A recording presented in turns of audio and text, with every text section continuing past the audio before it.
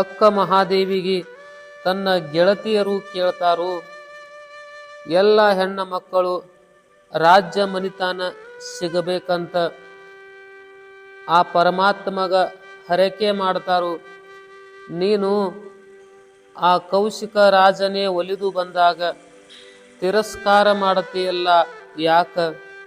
ಆವಾಗ ಅಕ್ಕ ಮಹಾದೇವಿ ಹೇಳ್ತಾಳು, ಗಿರಿಯಲ್ಲದೆ ಹುಲ್ಲು ಮರಡಿಯಲ್ಲಿ ಆಡುವುದೇ ನವಿಲು, ಕೊಳನಲ್ಲದೆ ಕಿರಿಕೊಳ್ಳ ಕೆಳಸುವುದೇ ಹಂಸೆ, ಮಾಮರ ಸವಿ ತಿನ್ನಲ್ಲದೆ ಸ್ವರಗೈಯುವುದೇ ಕೋಗಿಲೆ, ಎನ್ನ ದೇವ ಚನ್ನ ಮಲ್ಲಿಕಾರ್ಜುನ ಅಲ್ಲದೆ ಅನ್ಯ ವಿಷಯಕ್ಕೆ ಎಳಸುವುದೇ ಎನ್ನ ಮನವ, ಕೇಳರಿ ಗೆಳತಿಯರ.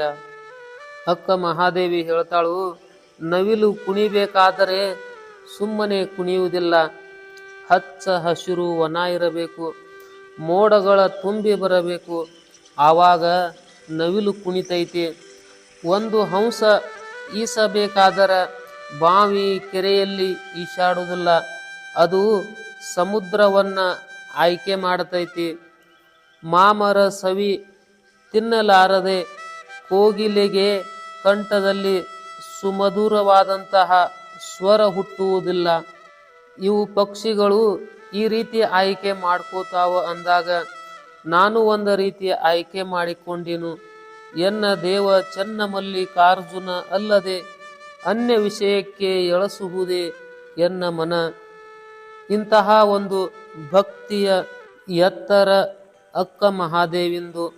ನನ್ನ ಪತಿ ಯಾವ ರೀತಿ ಇರಬೇಕು ಅಂತ ಒಂದು ವಚನದಲ್ಲಿ ಹೇಳ್ತಾಳು, ಸಾವು ಇಲ್ಲದ ಕೇಡು ಇಲ್ಲದ ರೂಹ ಇಲ್ಲದ ಚಲುವಂಗಾನ ಒಲೆದೆನವ್ವ, ಎಡೆಯಿಲ್ಲದ ಕಡೆಯಿಲ್ಲದ ತೆರೆಯಿಲ್ಲದ ಕುರುವಿಲ್ಲದ ಚಲುವಂಗ ನಾ ಒಲೆದೆನವ್ವ, ಭವವಿಲ್ಲದ ಭಯವಿಲ್ಲದ ನಿರ್ಭಯ ಚಲುವಂಗ ನಾ ಒಲೆದೆನವ್ವ, ಕುಲಸೀಮೆ ಇಲ್ಲದ ನಿಸ್ಸೀಮ ಚಲುವಂಗ ನಾ ಒಲೆದೆನವ್ವ, ಚನ್ನ ಮಲ್ಲಿಕಾರ್ಜುನ ಚಲವು ಗಂಡನು ಎನಗೆ, ಈ ಸಾವು ಕೆಡುವ ಗಂಡರನ್ನು ಒಯ್ದು ಒಲೆ ಒಳಗಿಕ್ಕು. ಅಕ್ಕ ಮಹಾದೇವಿ ಇಂತಹ ಮಾತನ್ನ ಹೇಳಬೇಕಾದರೆ ಅದು ಎಂಥ ಭಕ್ತಿ ಮನಸ್ಸ ತುಂಬಿತ್ತು. ಇಂತಹ ವೈರಾಗ್ಯ ಮೂರ್ತಿ ಅಕ್ಕ ಮಹಾದೇವಿಗೆ ಶರಣು ಶರಣಾರ್ಥಿ.